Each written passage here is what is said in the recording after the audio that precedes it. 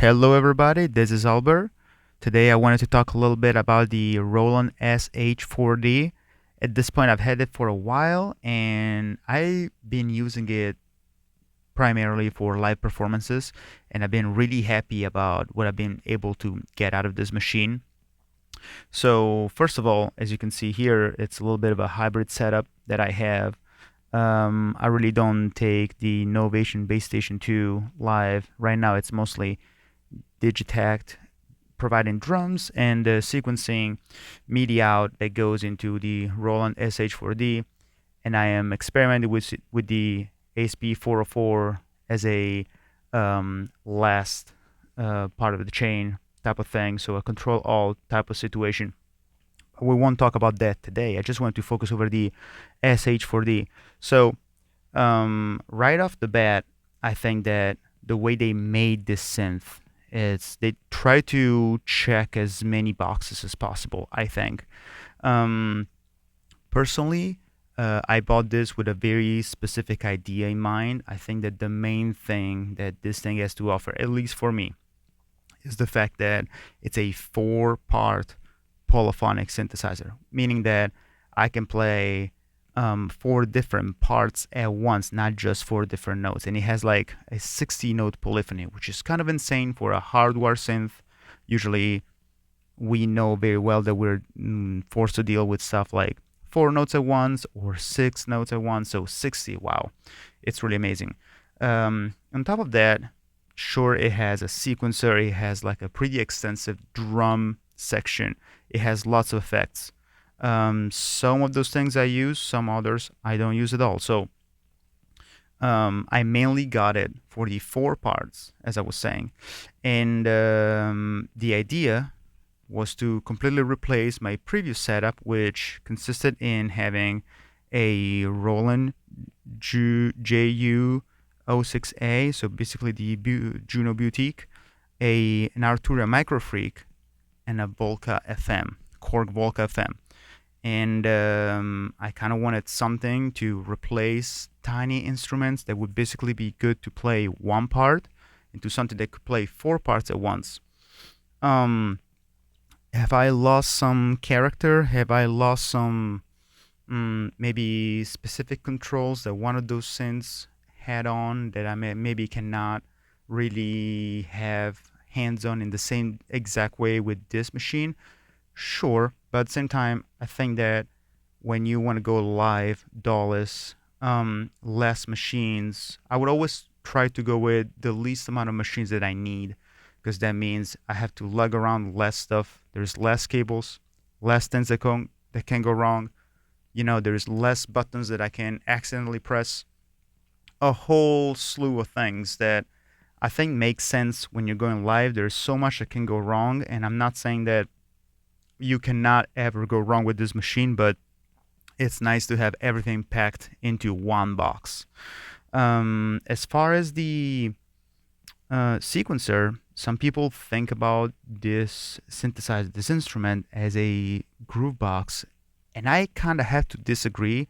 Can it be a groove box if you want to? Sure, yes, it can, but I would think about the sequencer and the drum section too, honestly, more as a bonus thing. Like if you wanna go on a trip, this is your only machine you're having with you, that's fine. It lets you lay down beats. The sequencer seems to be fairly decent, but for my money, it's like no gain. It has absolutely nothing to do with the Electron sequencer, as far as I'm concerned. So really, I have never used any of the drums. I know they're good, but I already have everything I need, and I've never really went down into the sequencer stuff, because I can very easily and seamlessly use the Digitact to control it. What I have been using off and on are the effects, the internal effects, because you can save basically one effect per patch that you're making. So I like to have specific effects here and there where they would have extra character because of the added effect. So basically, usually when I'm playing live, I go into this view, I hit pattern and then sound, and this is kind of what I see when I'm live. So 4 sliders, Basically, this is like a mixer view type of thing. And this is where I set all the volume. You have like a pretty cool way to access the four voices.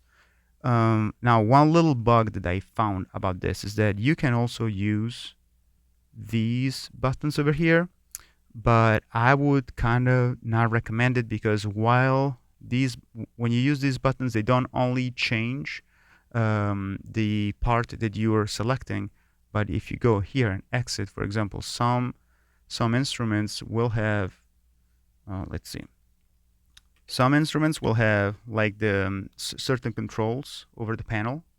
For example, in this one, right, you see these two, they open and close, right? The oscillator for the Juno. So if I push this, if I push it, there's nothing because there is no oscillator selected. Now if I enter this view over here, right?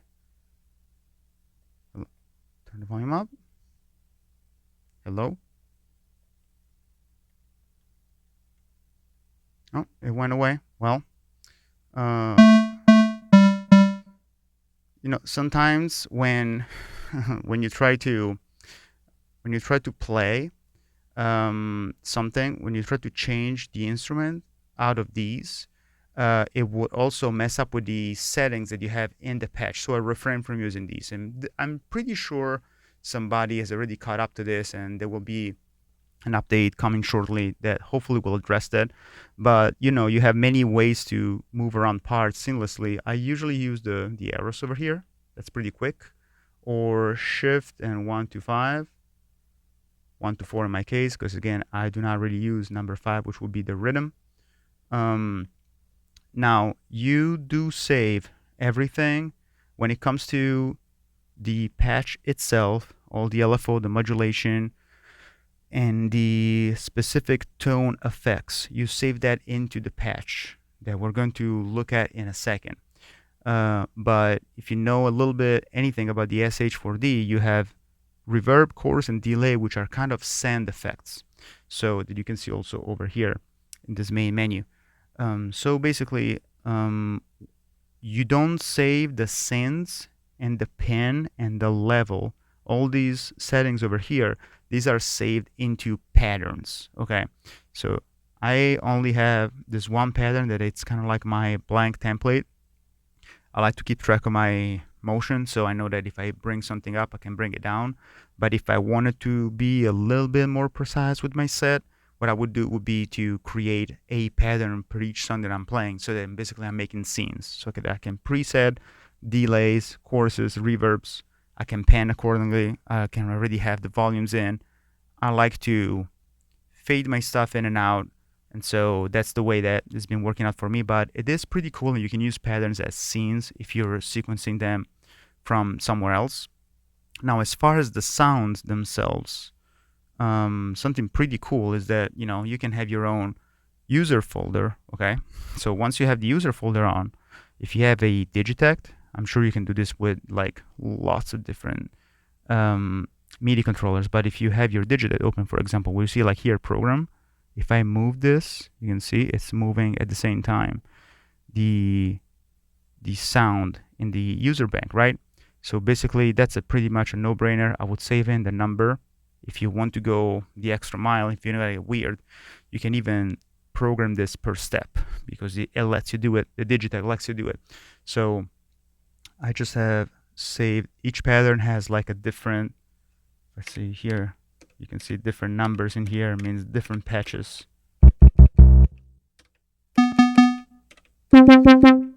This is basically the same voice, the same part within the SH-4D playing a different patch just because I'm telling it to do so immediately. So it works pretty swiftly on a live scenario.